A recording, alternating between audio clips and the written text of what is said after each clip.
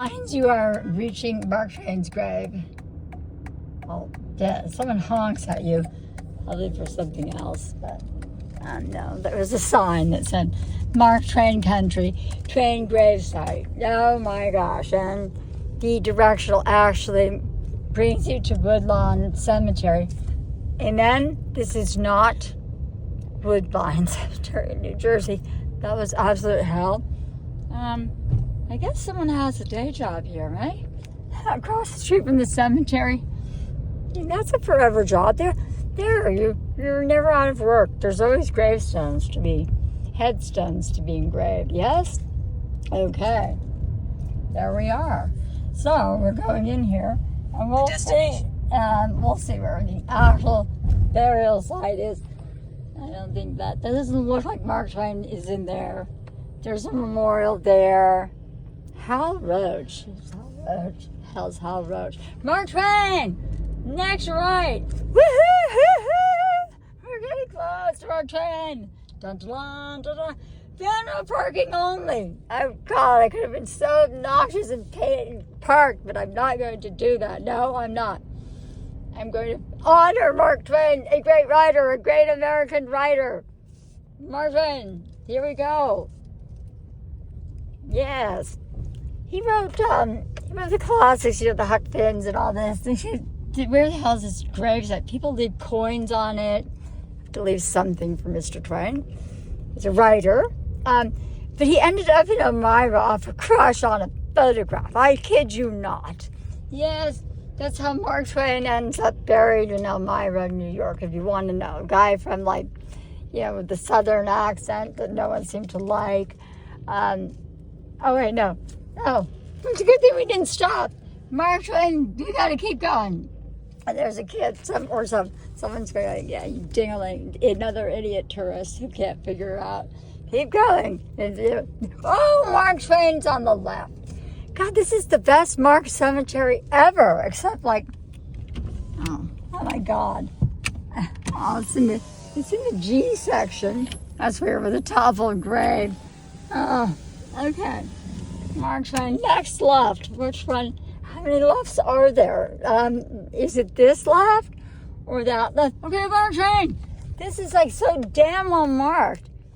Okay, we're going to go out and see it. Here we are at Woodlawn Cemetery in Elmira, New York, and we have found the grave of Mark Twain.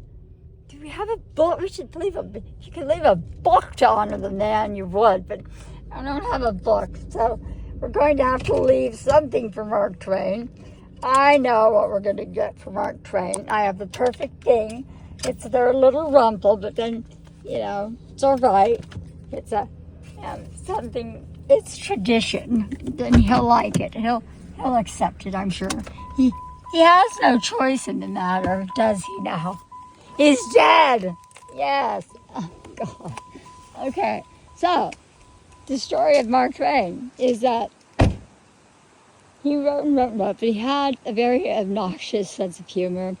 He wasn't the cleanest fellow. And then he found this picture of someone, young woman half his age. The in-laws did not like him. No, they didn't. So he stayed in Elmira to prove himself worthy of her name was Livy, I believe. And we'll find out. But if she's buried with him, we don't know. You can tell if the marriage really took and lasted if they're all buried. Like Frederick Douglass talk about, can't we all get along? He really got along because he was buried with both wives, all children. I mean, that's pretty cool. Okay, so here we are. Samuel Clemens dies in Redding, Connecticut, buried in Elmira, New York. Oh, other family members buried here. Okay, so let's see. Samuel Clemens, by the way, is his real name. So, and we brought real flowers. Yes, we're going to give him some flowers. Why wouldn't we, okay? Okay. He died at home in Stormfield in Redding, Connecticut. Beside him on his bed lay a beloved book, Carlyle's The French Revolution, a History. Oh my God.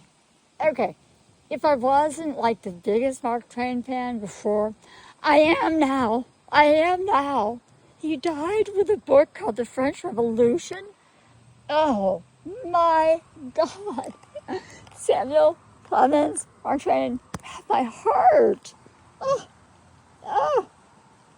And near the bookcase were his glasses, pushed away a few hours before. He was in his 75th year. Well, there. My ankles are healing. I'm out of the hospital. I intend to outlive the BS, that's for sure. I'll be a Clemens, all right. There. You see, that's another purpose. If you're a writer, you take your pain, you put it on the page, it becomes memorable forever. And it can help people or hurt whoever doesn't like it. If they're hurt, oh well, they're going to pass anyway. Books are eternal. They live on after you pass. So it's very, very important to write well if you're going to write at all. I write. Sometimes, well, it takes a lot for me to hone it in. But let's get back to this wonderful writer because this is amazing. The following day, Clemens' body was placed in a mahogany coffin where he lay overnight in the library at Stormfield. On Saturday, April 23rd, the hearse was brought to the Brook Church, where simple service was offered by Reverend Van Dyke and Twitchell. 3,000 or 4,000 people passed in review. Yes, a writer. There's a writer's funeral. God, the man didn't know 3,000 or 4,000 people in his life, but he touched people with his. The coffin was then brought to Elmira by rail, buried in Elmira, New York, under a tent in a grassy slope on Longden Plot of Woodlawn Cemetery, which is where we are standing, with rain beating fiercely against the canvas cover. A little group of mourners silently watched the body of Samuel Clemens lowered into an evergreen lined grave.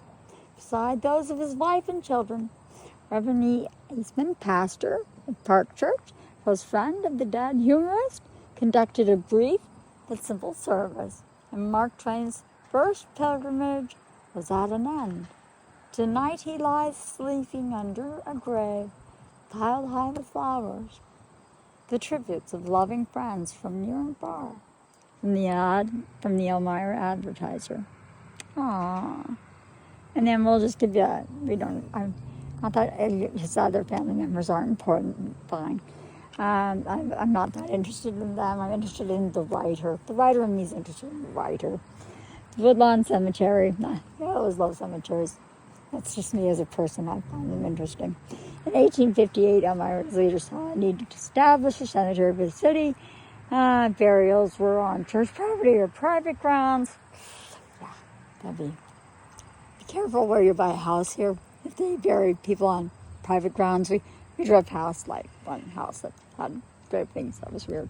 Okay, good God. Oh my God. The village had purchased the three 12-acre plots. The cemetery was expanded.